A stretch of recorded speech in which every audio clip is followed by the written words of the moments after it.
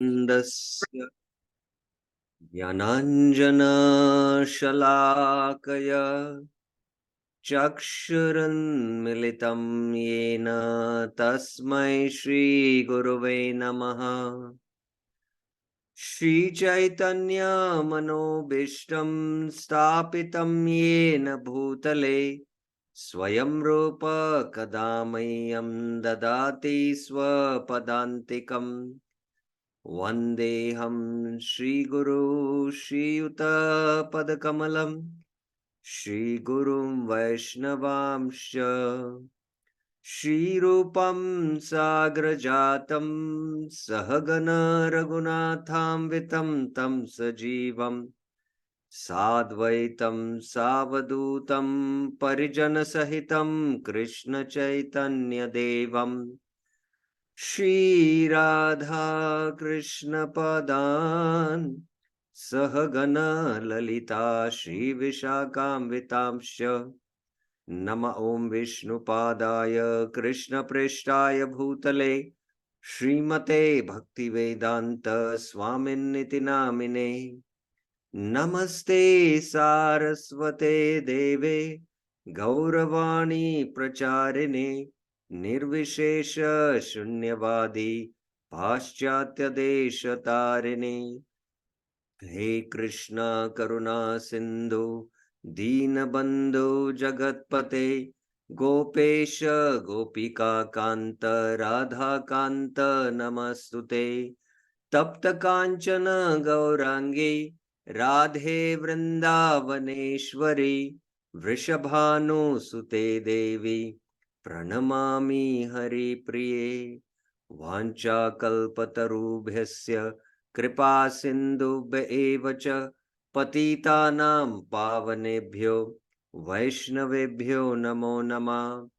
Jai Shri Krishna Chaitanya Prabhu Nityananda Shri Advaita Gadadhar Shivasadi Gaura Bhakta Vrinda Hare Krishna Krishna Krishna Hare Hare Hare Rama Rama Rama Hare Hare.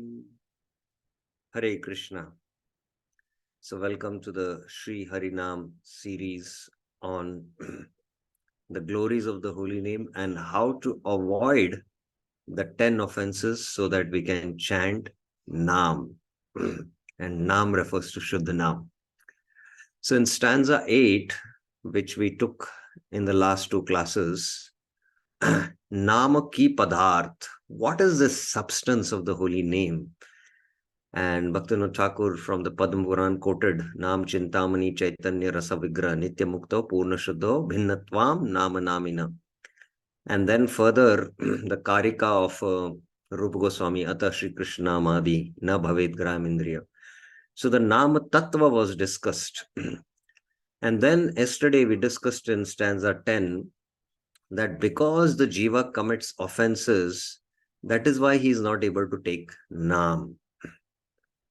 And one who is taking Nam, there's transformation in his heart. The Ashtasattvic manifestations, vikars happen. And Bhaktivinoda Thakur quoted the famous verse from the Bhagavatam, Tadasmasaram Hridayam Batedam. So if somebody is not experiencing these ecstatic transformations in the heart, then he is not taking Nam. That means he is committing offenses. So that's the conclusion Bhaktivinoda Thakur is drawing now. So we saw this yesterday, that G, because of aprad, he doesn't have taste.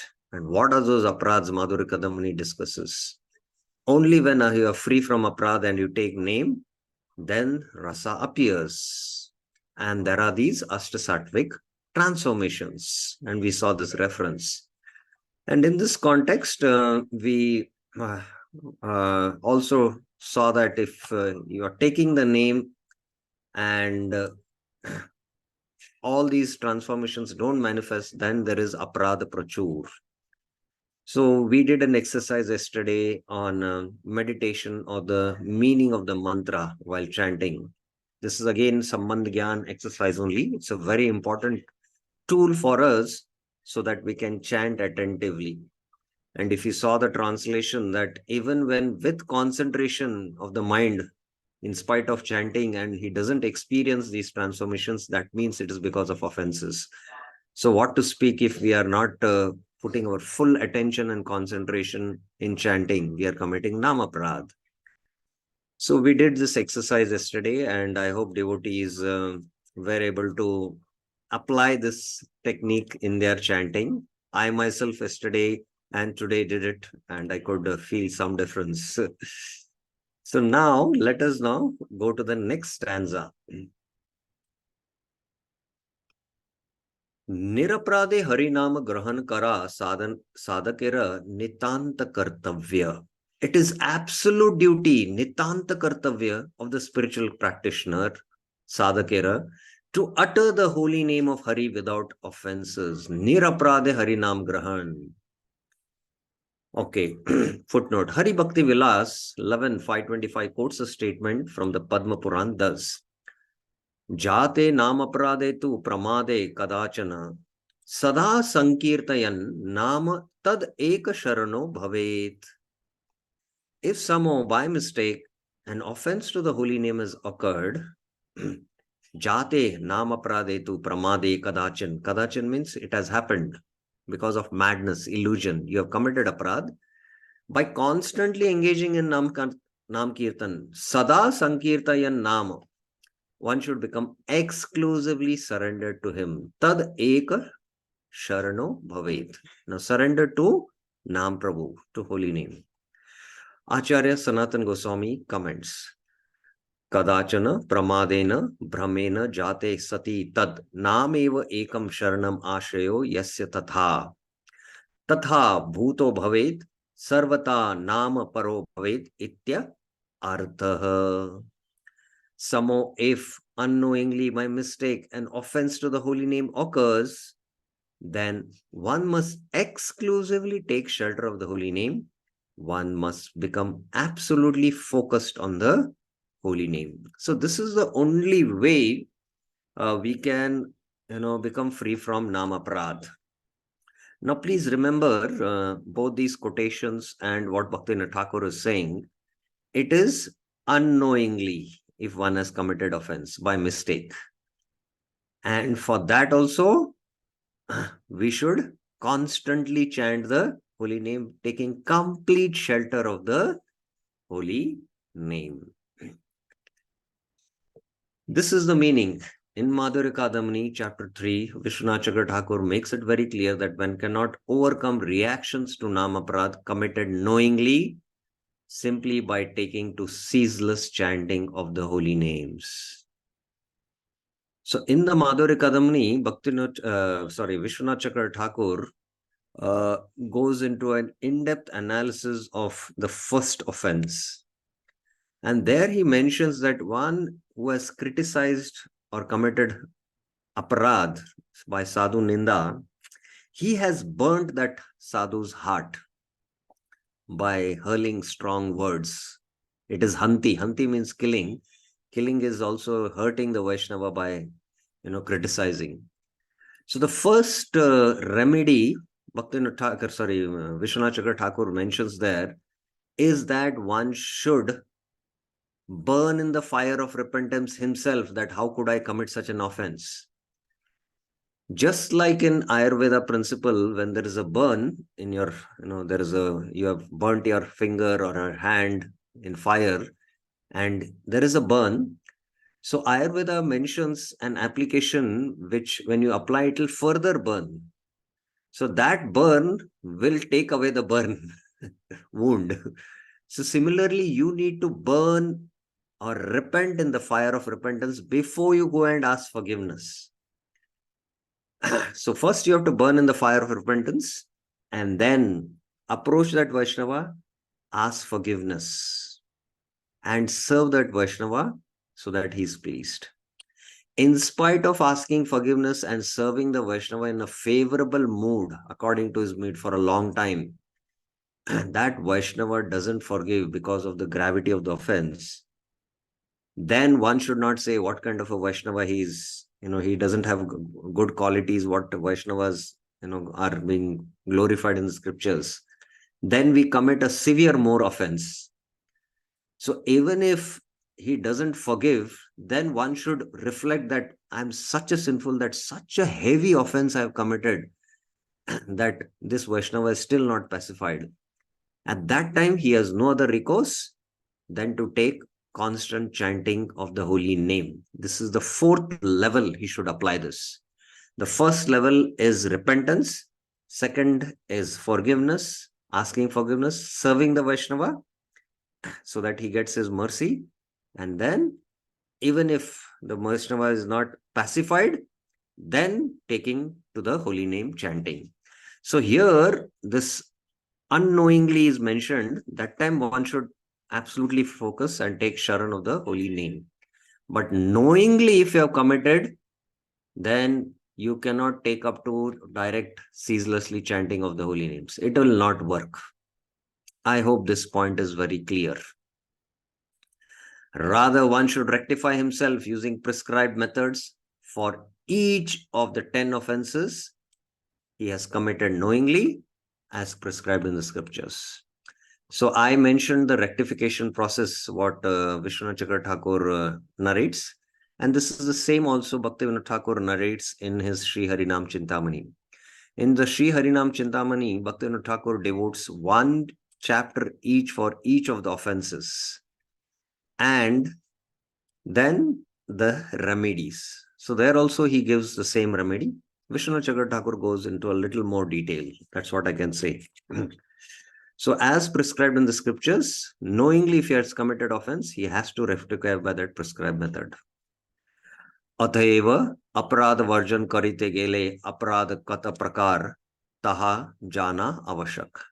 Therefore, in order to avoid offenses, it is essential to know about the types of offenses that can be committed. So we have to avoid offense. Now we have to know what are the offenses to the holy name.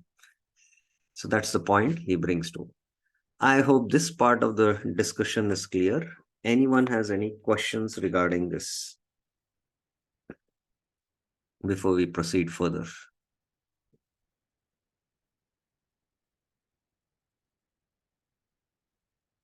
Okay. So, what are the types of offenses? So, this is the next stanza. हरिनामे संबंधे 10 प्रकार अपराध शास्त्र उल्लिखित आछे यथा साधु निंदा भगवत हैते शिवादि देवके स्वतंत्र भगवत बुद्धि गुरुर अवज्ञा सत शास्त्र निंदा हरिनामेर महिमके प्रशंसा बोलिया स्थिरीकरण हरि नामे प्रकारांतरे अर्थकल्पना नामे बले पापाचार अन्य शुभ कर्मेर सहित नामेर समज्ञान अश्रद्धादान व्यक्तिर प्रति हरि नामोपदेश नामेर महात्म्य श्रवण करायो tahat aviswas. So these are the 10 offenses which are narrated in the Padma Puran. 10 kind of offenses to the holy name of Hari are mentioned in the scripture. They are to blaspheme saints, sadhu ninda, to consider Shiva and other demigods to be supreme lords independent of the supreme Lord Shri Krishna. Bhagavan haite Shivadi deveke swatantra bhagavat buddhi. To dishonor the bona fide spiritual master, Gurur Avagya. To blaspheme authentic scriptures, Sat Shastra Ninda. To conclude that the glories of the holy name of Hari are exaggeration. Hari Namer Mahima ke prasamsha bolia stiri karan. To concoct a meaning of the holy names of Hari, Artha Kalpana. To engage in sins on the strength of the holy name. Name Bhale Papachar. To consider the chanting of the holy name to be equal to other auspicious activities. Anya Shubha Kramera Sahita Namera Samag Samya Gyan. To give instructions on the holy names of Lord Hari to the faithless person. Ashraddhadana Vektira Prati Hari Namupadesh. And to not have faith in the holy names even after hearing the glories of the holy name. Namera Mahatma Shravan Karya tahate vishwas. Now, Bhaktivinoda Thakur is going to go into each of these offenses. These are derived from the list of Namaprads quoted in the Hari Bhakti Vilas from Padma Puran. So Padma Puran is the actual scripture which quotes the 10 offenses to the holy name. Satam ninda namna parama aparadam vitanote yata khyatim yatam katam tu sahate tad vigraham Shivasya Shri Vishnur Yah Iha Gunanamadi Sakalam Diya Bhinnam Pashet Sakalu Hari Namhata Karha Gurur Avagya Shruti Shastra Nindanam Tatartvado Harinam Nikalpanam Namo Baladyasya Hi Papa Buddhir Na Vidyate Tasya Yamer Hi Shuddhi Dharma Vratatyaga Hutadi Sarva Shubhakriya साम्यम अपि प्रमादः अश्रद्धधाने विमुक्याप्य अशृण्वति यश्चोपदेश शिवनाम अपराध श्रुतेऽपि नाम महात्म्ये यः प्रीतिरहितो अधम अहं ममादि परमो नाम्नि सोऽप्य अपराधकृत्. So these are the 10 offenses. The offenses are analyzed in Srila Sanatan Goswami's commentary to Hari Bhakti Vilas, Srila Jiva Goswami Prabhu's Bhakti Sandarbhas, Anuchit 265, and Madhurya Kadamni, chapter 3. So these offenses have been exhaustively discussed in these three works, Hari Bhakti Vilas, Bhakti Sandarbha of Jiva Goswami, and Madhurya Kadamni. Madhurya Kadamni is brief, you can say. Bhakti Sandarbha goes into a quite lot detail, and especially Sri Harinam Chintamani. I mentioned each chapter is devoted to one offense. So one should study these works very, very systematically to know what these 10 offenses. And in this Sri Harinam, Bhaktivinoda Thakur, I can say, in principle has discussed each of these offenses, and he doesn't go more into the remedies, what are the rectifications which we need to do. But in Sri Harinam Chintamani, he goes into that. That will briefly explain the remedy, but he goes into the more principles of these 10 offenses, which is quite insightful. And I found it very, very relevant. And it is a little, from a different angle as compared to what he has narrated in Sri Harinam Chintamani. So all these works we need to study because it is so important for a sadhaka to avoid the 10 offenses in the chanting of the holy name. Sadhu Bhakta Ganera Prati Ashraddha Prakash O Sadhu Charitra Mahajan Ganera Ninda Karila Hari Namera Prati Aprada Hoy. So 12th stanza begins with the first offense. By displaying lack of respect towards saintly devotees, Sadhu Bhakta Ganera Prati Ashraddha Prakash, and criticizing Mahajans with saintly characters. O Sadhu Charitra Mahajanagaran Ninda Karila, an offense is committed to Lord Hari's holy name. Hari Namera Prati Aparad Hoy. Now, a very, very interesting point has been made by Bhaktivinoda Thakur in this statement. What is the symptom that you commit an offense to a sadhu? It's straight if you criticize and find faults with a sadhu, but there is something deeper mentioned in this statement. Think about it, and who would like to answer this? One hand has been raised. Yes, Sunita Mataji. Hare Krishna, Dhanvat Pranam Prabhuji. Displaying lack of respect. Yes, exactly. If you know the glories of the sadhu, there is a natural respect in the heart for that sadhu, and you will do, you will give respect to the sadhu. If you don't respect the sadhus, That means that is an offense. So severe it is. Think about it. And in our Vaishnava Ninda seminar, we go into an entire whole detailed understanding and analysis on this. And it's a separate topic in itself. But just in essence, I will bring out that point. Now, Kapil Shiksha brings out this actually because in chapter 25, when Devhuti approaches Kapil Muni, she glorifies him and she said, I am harassed by my senses.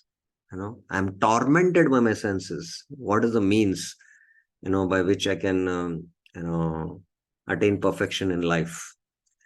So Kapil Dev mentions the solution as Adhyatma Yoga. And he speaks about Siddha Bhakti.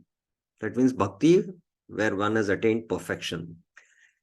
And then in chapter 26 and 27, he speaks about how one can attain liberation by Gyan Yoga.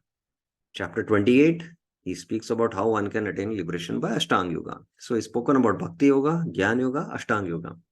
After hearing all the three paths, Devhuti says, for me, Bhakti Yoga is practical. Please now speak more about Bhakti Yoga. And that time, Kapil Dev speaks about Mishra Bhakti. Then he speaks about Shuddha Bhakti. And then he starts speaking about the Angas, which are to be practiced in Sadhana Bhakti. And he says, by practicing Sadhana Bhakti, you'll attain Sadhya Bhakti, which he has already defined, already narrated in chapter 25. But he mentions that Sadhana Bhakti, which has to, transform into Sadhya Bhakti, that is the definition of Sadhana Bhakti. Kriti Sadhyat Bhave Sadhya. Sa Sadhana Vida. But it doesn't happen because of offenses. And there also he brings out because of lack of respect. And there he goes into a gradation of all the levels of jivas based on their level of consciousness. And one should respect every jiva and especially sadhus based on their level of consciousness. Sakale sammana korite shakati deho nato yatha yatha. There he goes into a lot detail there. So if there is lack of respect towards the sadhus, that shows that you don't have respect for sadhus, and that itself is an offense. Forget criticizing and blaspheming Vaishnava, that is too severe. The original word for lack of respect is ashraddha, which also means lack of faith. So lack of faith in the sadhus, it shows that. One should not offend Mahajans with saintly character. Now, sadhu charitra, Mahajanaganar ninda karila, we should not do that. Now, a very interesting note is there, and please carefully hear this. But what about Vaishnavas who do not possess saintly character? What about them? Srila Prabhupada remarks in his commentary to 7.7.30.31. It is recommended that one should associate with devotees, but there must be some discrimination. Actually, a sadhu or a saintly person must be saintly in his behavior. Sadhava sad achara. Unless one adheres to the standard behavior, one's position as a sadhu, a saintly person, is not complete. So sadhu means he should have these qualities. Now, what about one who doesn't possess these qualities of a saintly person? Now, Prabhupada is clarifying it. Therefore, a Vaishnava, a sadhu, must completely adhere to the standard of behavior. Srila Vishwanath Chakravarti Thakur says that a Vaishnava, a person initiated in the Vaishnava cult, should be offered the respect befitting a Vaishnava, which means that he should be offered service and prayers. However, one should not associate with him if he is not a fit person with whom to associate. So you can offer respect, service, but you should not associate if he is not of a saintly character. In his commentary to the same Bhagavatam verse, Vishwanath Chakravarti Thakur has remarked, Sad achara ye bhaktas tesham sange neti durachara bhakta sevya vandya darshaniyas cha na tu sangartam upadeya iti bhava. By stating that one should associate with devotees with saintly behavior, it is implied that devotees engaging in forbidden behavior can be served, prayed to, and seen, but one should not associate with them. So you can see them, offer them respects. If they need some help, service, serve them prasad. You can pray for them, but one should not associate with them. So this is a very, very practical instruction, and devotees should be clear about it. This clarifies the apichet suduracharo verse in Bhagavad Gita. Devotees engaging in forbidden behavior should not be disrespected, but they should not be associated with too. Because if you disrespect them, then you commit aparadh. Apichet suduracharo bhajate mam ananya bhak sadhureva samantavya. Now Krishna considers them as sadhus. So we should not disrespect them. Okay, if you have any questions regarding this comments, also you can raise your hands. Ataeva, any namashray kareben, tahara vaishnava, avagya pravritti, sarvato bhave tyajya. Therefore, the propensity of one who takes shelter of the holy name to dishonor Vaishnavas should be completely given up. Sarvato bhave tyajya. Bhaktivinoda Thakur, in his another work called Bhaktya Loka, when he starts discussing about Prajalpa, there also he makes this point that one of the worst kinds of Prajalpa is to criticize sadhus. And he says that one should take a vow never to criticize sadhus in his life. One should take such a vow, he says. Now, the footnote is very, very interesting, and kindly hear it carefully because I'm going to ask questions. Lord Chaitanya Mahaprabhu has compared offense unto the lotus feet of a pure Vaishnava to be a mad elephant offense. Hati Mata, he has compared it. And why he has compared to the mad elephant? Because when the elephant goes mad, it creates havoc. It destroys the entire garden. So by committing an offense to a pure Vaishnava, your whole bhakti lata is destroyed from the root. It is uprooted from the root. And that's why Mahaprabhu has compared it to a mad elephant. There is not the slightest exaggeration in this metaphor of a mad elephant offense. There is no exaggeration. When Daksha had offended Lord Shiva, the greatest Vaishnava, even though he was punished with the head of a goat, in his next birth, he was born as a son of Marisha and became unlimitedly materialistic within the bounds of Vedic Dharma, and hence prone to committing further offenses, this time unto the lotus feet of Sri Narad Muni. Even when he was blessed with the direct audience of the Supreme Personality of Godhead, Daksha in his next life, he spoke in the sixth canto, it comes, the Hamsaguya prayers. And he was blessed with the audience of the Lord. He didn't beg the Lord for devotional service unto him, nor did the Supreme Lord bless him with advancement in devotional service. Now just imagine Daksha, who had committed such a severe offense to Shiva, he was beheaded, he got a goat's head, and then in the next life, he was born again as Daksha. And by offering the Hamsagya's prayers, although he had committed, his heart was still having that offensive mentality, he was able to directly take the darshan of the Lord, and yet still he was not free from the offense. Srila Vishwanath Chakra Thakur notes that this is the terrible consequence of committing an offense unto a great devotee like Lord Shiva. Excerpts from his commentary on Bhagavatam 6.452. Though glorified by the Hamsagya prayers, though he was blessed with the vision of the Lord's own transcendental form, though instructed by the Supreme Lord of the truth about himself, Daksha was immersed in unlimited sense enjoyment, obtainable in the path of karma, not in the nectarian ocean of love for himself. Himself means the Lord.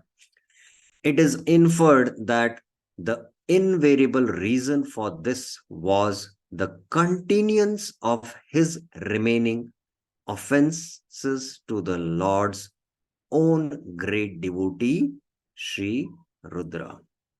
This is the reason that the offensive reaction remained. It continued in the next life. So he remained a materialistic enjoyer within the bounds of Dharma, although he had darshan of the Lord, although he was blessed by the Lord, although the Lord instructed him.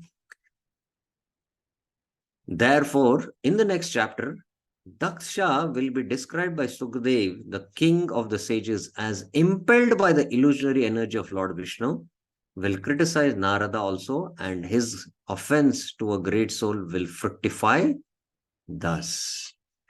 Thus, all the Lord's devotees, though materialistic, Sakam, like Dhruva, only hankered for devotional service at the end.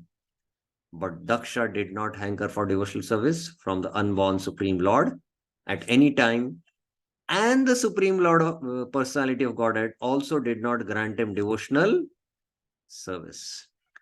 This is characteristic of the existence of the remnants of one's offenses.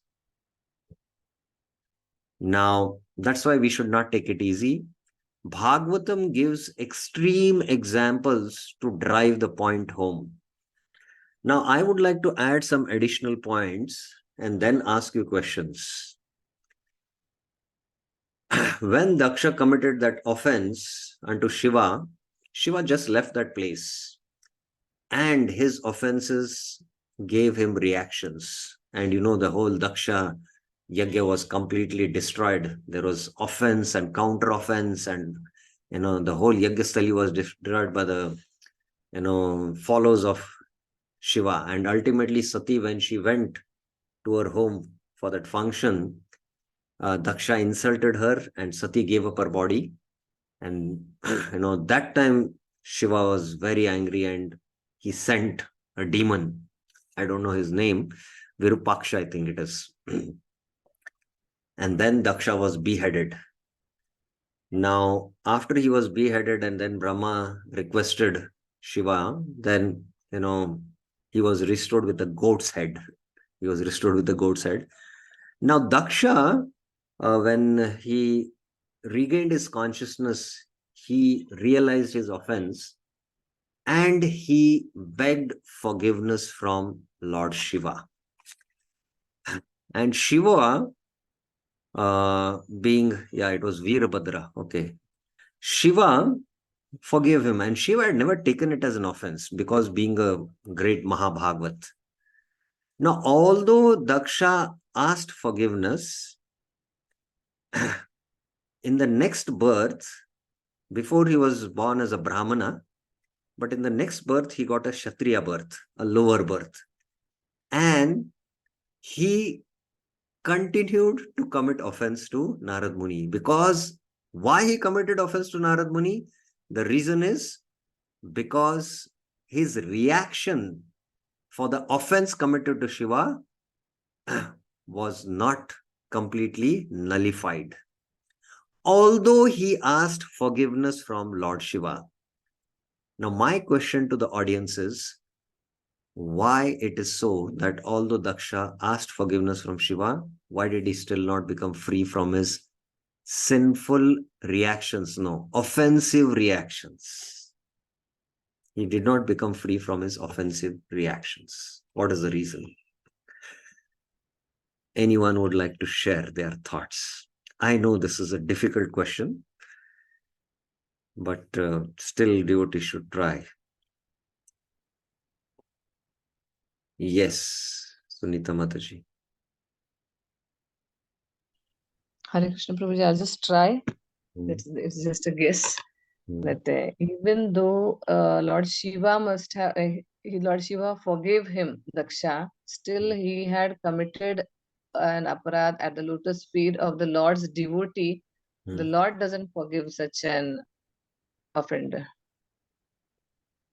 But the only means by which we can become free from the Vaishnava Aparadha is to ask forgiveness from that devotee, and then only we become free from that offense. That is the principle which has been set even by Mahaprabhu. When Gopal Chappal committed offenses to Narad Muni, Shivas Thakur, he was suffering very severely, and he went and asked forgiveness. And Mahaprabhu very heavily spoke, for millions of births you suffer like this. And then he instructed you, go and ask forgiveness. And when he asked forgiveness, he became free from the offensive reactions. So Daksha should have also become free from the offensive reaction. Because that is the principle, that you have to ask forgiveness from that Vaishnava. And if you ask forgiveness to the Lord also, Lord will not forgive. And we see in Durvas Muni, he went and took shelter of Vishnu. He said, I cannot do anything. Go and ask forgiveness to Amrish. Only then he became that Sudarshan Chakra, stopped following him. What is the reason? Okay, so two more hands. We will ask them. Let us hear what Prashant has to say. Yes, Mataji. Yes, Prashant Prabhuji. Hare Krishna Prabhu. Is it that he did not go through the fire of repentance and did not serve Lord Shiva?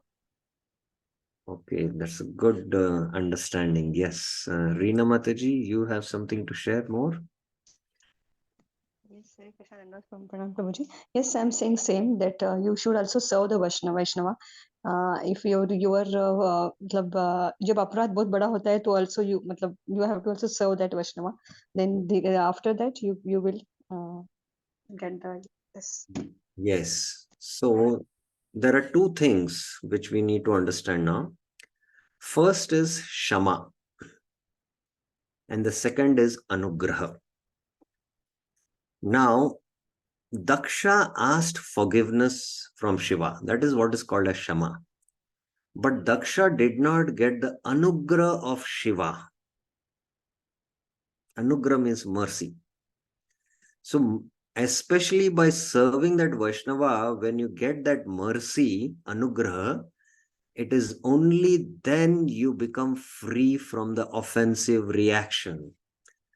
So, although Shiva forgave him, but because he did not get the Anugraha, his offensive reactions did not get nullified. This is one understanding, and this is one reason. Secondly, Daksha, being one of the progenitors, he's attached to sex life. And especially when you commit offense, the offensive reactions are so severe that the materialistic propensities, they increase to a higher degree. So that's why in the next life, Daksha, you know how many children he produced? First it was 1,000 and another 100. And that is because of the offensive reactions. Now, this is very interesting thing to note for devotees, that when we commit offenses, we materialistically grow. And we might think that this is because of our devotional service, but it might be because of the offensive reactions. So that is why the point Vishwanath Chakra Thakur is making, if you have carefully observed, thus all the devotees, though materialistic, sorry, you're not here. Within the bounds of, within the bounds of Vedic Dharma, unlimitedly materialistic. So being a Prajapati, his materialistic tendencies of creating progeny expanded to a higher degree in the life of Daksha as a Kshatriya. And because he was attached to that activity, and Narad Muni somehow became an obstacle to that, because he preached to the Hari Ashwas and the Bahul Ashwas, right? I think. And because he preached, he had avirod priti towards progeny. And there was a virod. And Narad Muni was that Virod, obstacle. So there was a Virod Yukta Krodha, and that Krodha manifested in form of offense to Narad Muni in the next life. So this is the gravity of, committing an offense to a Vaishnava.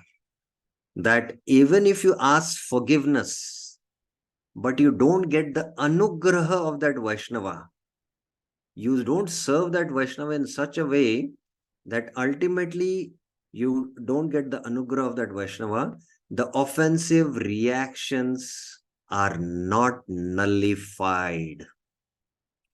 And this is first thing, the offensive reactions are not nullified.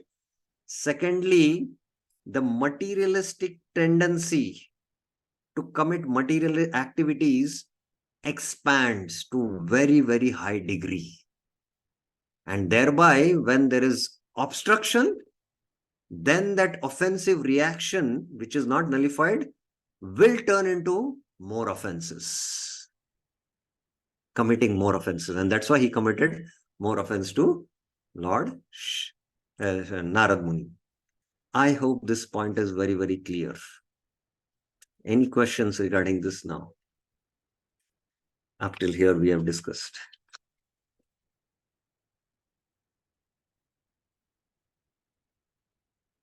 Okay. Yes, Sunita Mataji. Hare Krishna Prabhuji. Prabhuji, I wanted to ask that in the devotional life, if someone prospers economically, is it the only reason of Vaishnava Parad? Can we consider it like that? Okay. Now, this question has been coming often, and Bhaktivinoda Thakur in the Sri Harinam Chintamani and in other works mentions that what are the fruits of Namaprad, what are the fruits of Namabhas, and what are the fruits of Shuddhanam chanting. Now, Namaprad chanting, you can get opulences up till the heavenly planets. That is the fruit of chanting Namaprad. And Namabhas fruit is Namabhas se hote chitta nirmal. The heart becomes nirmal, purified. Namabhas se hote sarva papa shaya. Because the heart is nirmal, there is no trace of papa and punya. And Namabhase pabe mukti anayas. One is on the liberated platform at the Namabhas stage. So these are the symptoms of Namabhas. And the Shuddhanam chanting is the transformations of the heart, which we have already discussed. So, general principle, what is observed is that devotees, when they take up to spiritual practices, their situation is, much, much better in their material life compared to before coming to Krishna consciousness. This is generally observed, and generally it is because of, because of Namapra chanting.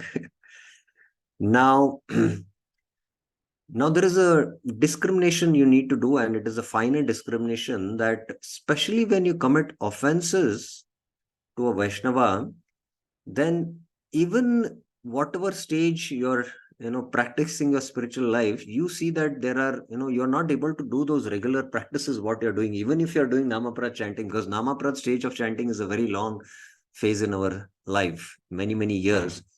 So even then, that time, if you see that your regular practices also get stopped and you lose that regular enthusiasm what you have for festivals, for coming to the temple, for association, then you can decipher that it is maybe because of some Vaishnava Parad, and I should immediately rectify.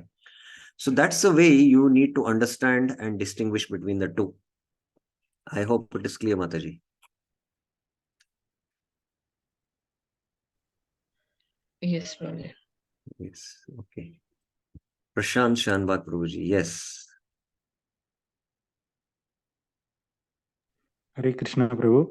Prabhu, in this first offense, it is said that if an offense committed to Vaishnava, it is offense to Nam. Yes. So how is it? Is it Namaparad or Vaishnavaparad? It is Namaprad, but Namaprad committed to a Vaishnava. Now, because this Vaishnava is chanting and spreading the glories of the holy name, Nam Prabhu is manifesting through him, and you commit offense to that Vaishnava, so Nam Prabhu takes that offense. Nam Prabhu takes that offense. Now, this is one point to be understood. And secondly, many devotees think that it is only for a Vaishnava who is a Mahabhagavat. This principle applies. No, it applies to any Vaishnava who has taken up to the practice of Krishna consciousness. Even a beginner devotee also. Because how this devotee is spreading the glories of Nam, we might not understand. We might not be we might not knowing all we must not be knowing it about it also.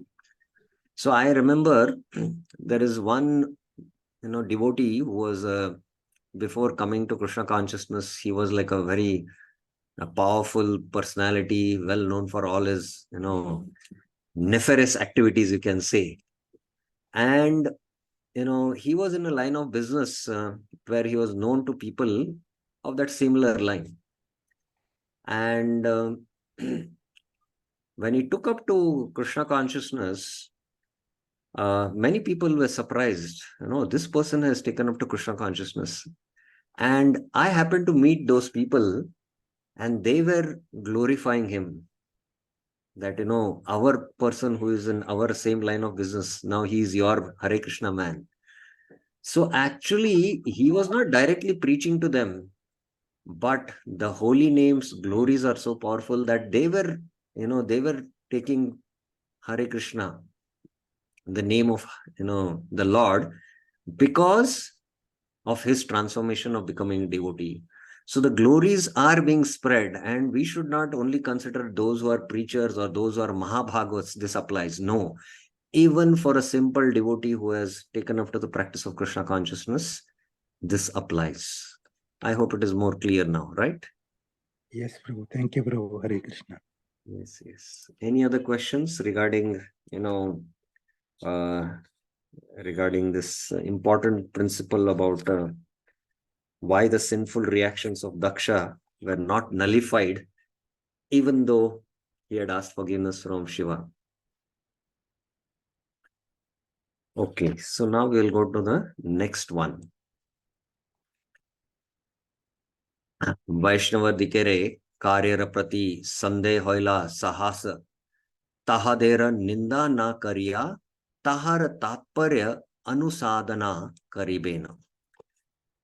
If there are doubts about the activities of the Vaishnavas, karyara prati sandeh hoila, instead of immediately blaspheming them, tahara ninda na kariya, tahara tatparya anusadana kariben, investigate their intentions. So, moment we hear about some activities of the Vaishnavas, which is forbidden or which is not plus sadachar, please don't critically comment and come to conclusions. Don't jump to conclusions. The biggest jump we take is to jump to conclusions. Please do a proper investigation.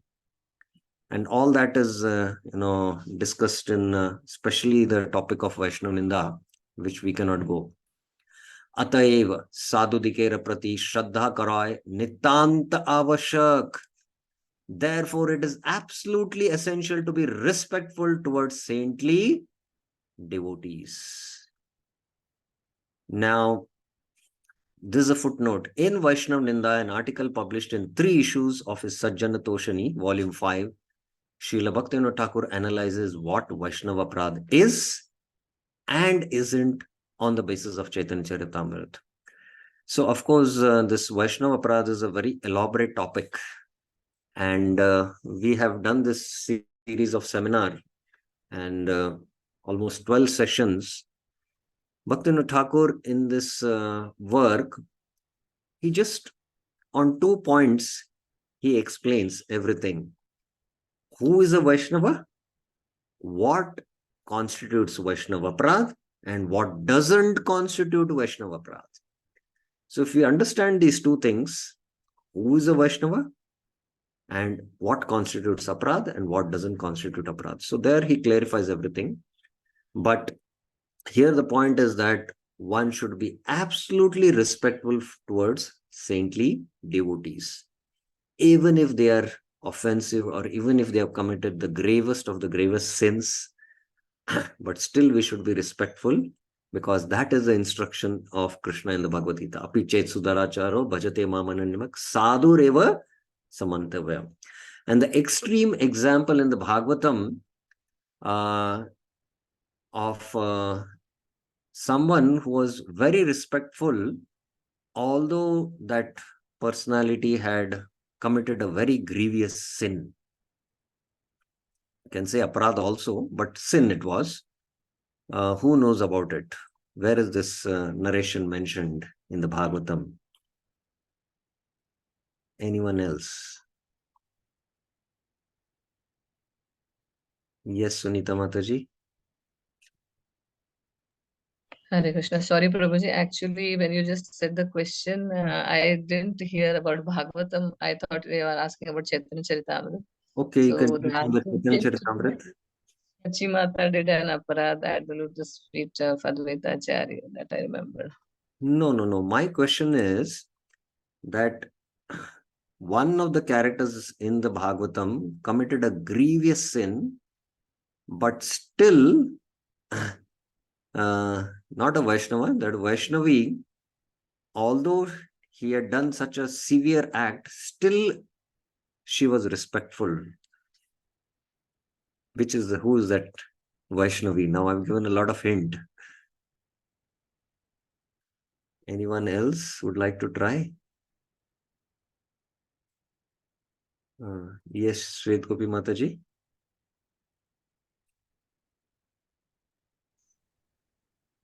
Hare Krishna. Prabhuji, is this Draupadi? Yes, it is Draupadi. It is Draupadi when Ashwatthama was arrested and tied by the ropes, and she saw him coming like this. Immediately she told Arjuna, release him, he's a Brahmana. She was still very respectful at heart, even though he had committed such a grievous sin of killing her 5 sleeping sons. So I wanted to drive this point that, it is absolutely essential to be respectful towards saintly devotees. And we discussed, about the saintly devotees. Even if they are not having saintly character, we can respect them, we can serve them, and we can pray for them, but we should not associate. That was a point, very important point we discussed. Okay, so we have finished the discussion on the first offense, and rectification is not much discussed in this work of Bhaktivinoda Thakur, but definitely we covered that from the Madhurya Kadamini. And anyone would like to explain us what is the rectification means, which Vishwanath Chakra Thakur discusses in the Madhurya Kadamini?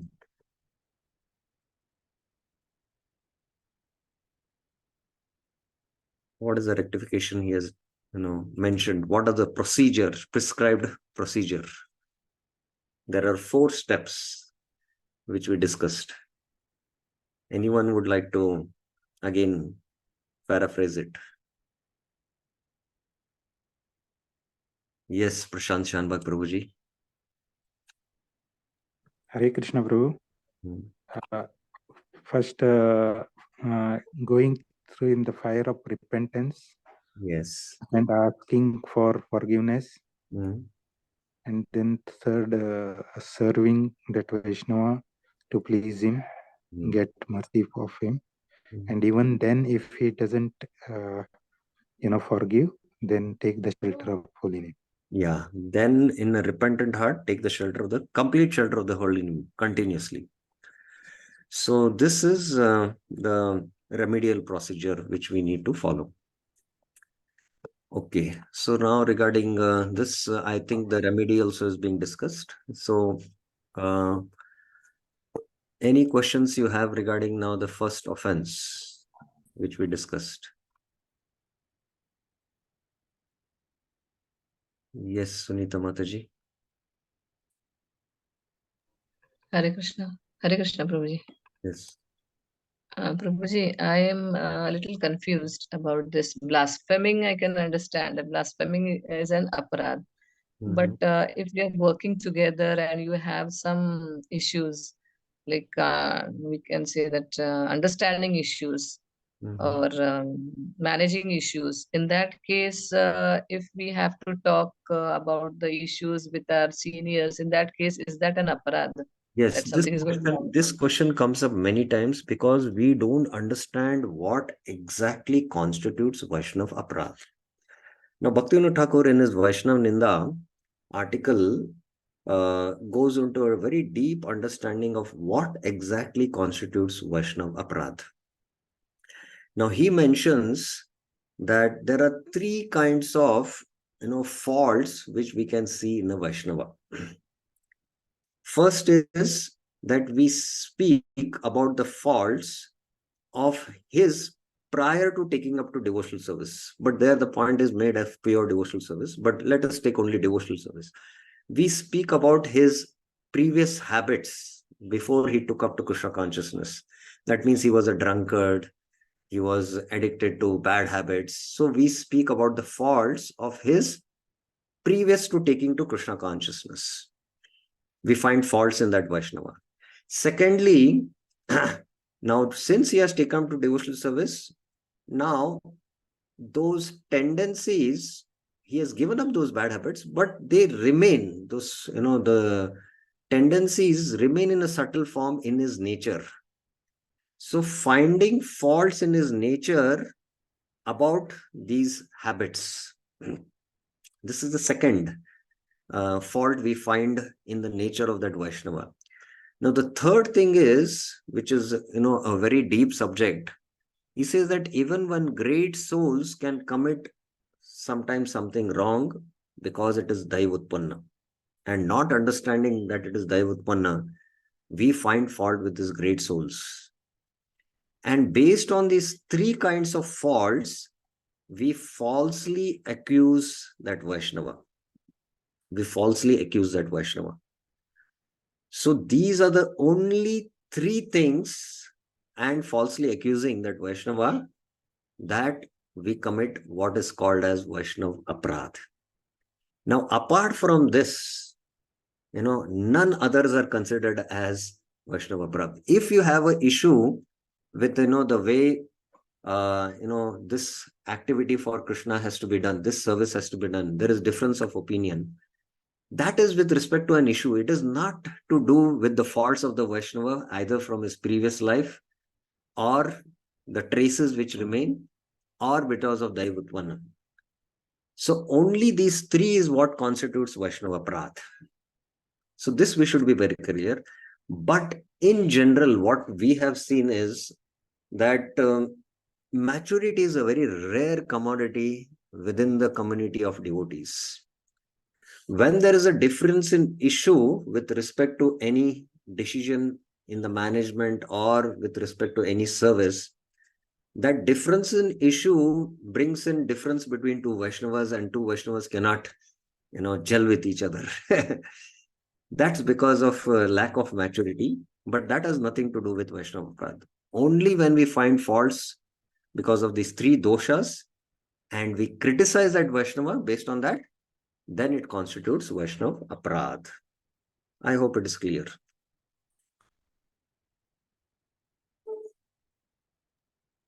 Yes, Prabhuji. Okay. Any other questions regarding this first offense? Okay, there are two more questions. Okay, Nityananda Priya Prabhuji.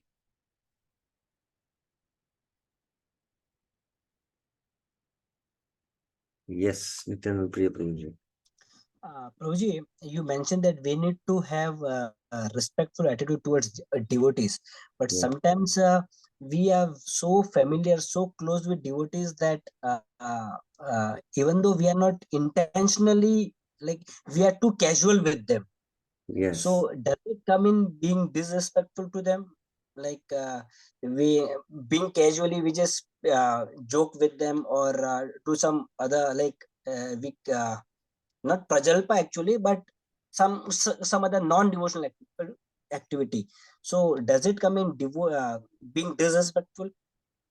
Okay, now in the Vaishnav Ninda discussion, Bhaktivinoda Thakur brings out what are the offenses, aparadhs against sadhu. Hanti nindanti dveshti, na binandanti, krudyate no harsham, patanani shat. Hanti means to kill a Vaishnava, or you can kill him by hurting him by words also. Nindanti means to criticize. And Hanti Nindanti Dveshti, to envy a Vaishnava because of his position, why he's getting so much glorification. Then Na Binandanti. Na Binandanti means to not, honor a Vaishnava. Abhinandan, Krudyate, to become angry at a Vaishnava. And no Harshanam, not being happy on seeing a Vaishnava. Now, all these constitute what is called as Vaishnava Aparadh.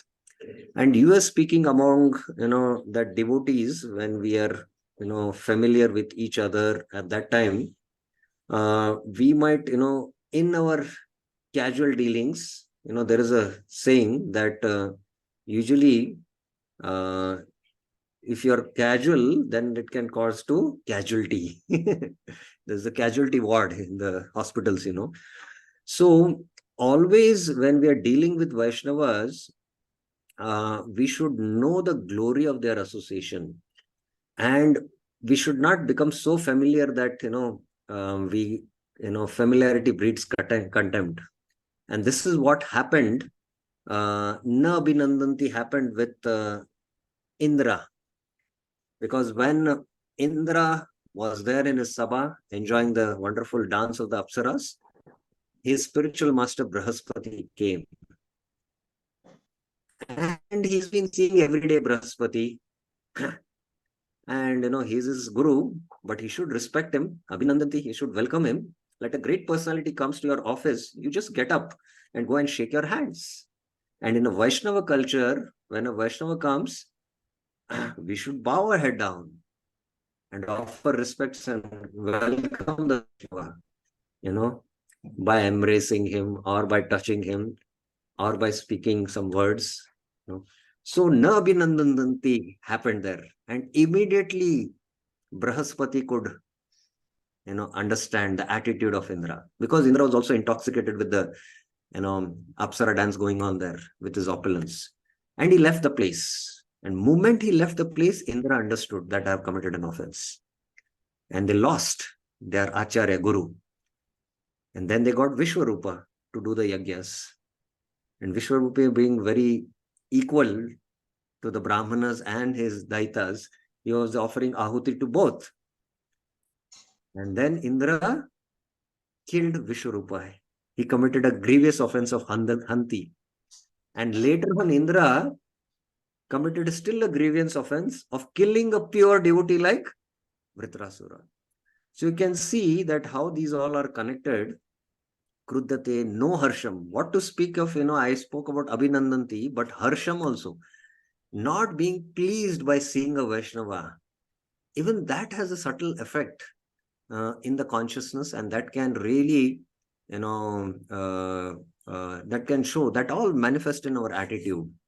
So that is why even in our dealings, we can have very intimate association, where we have a very deep relationship, where we together have Hasya Ras also with them, discussing Shastra.